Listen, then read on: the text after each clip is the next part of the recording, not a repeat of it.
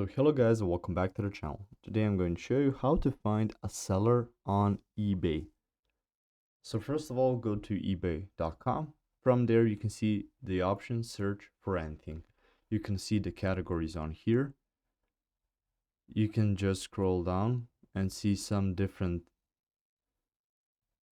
categories. So if you know that this seller sells specific categories or specific things that fall under some categories, you can filter through that immediately so you can find that seller more easily.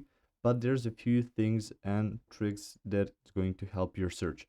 First of all, you can go to advanced by clicking on here, and you can see enter keywords or item number. So if you have the item number, it's going to be easier to find the seller. You can see keyword options, so you can search and you can see completed items, sold items, price.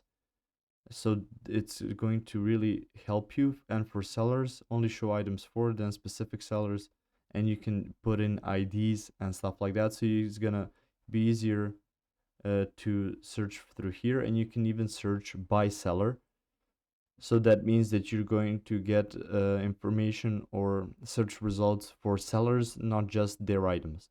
So through there, just enter keywords or item number. So enter some name of the seller, and through there search. So let's put in something,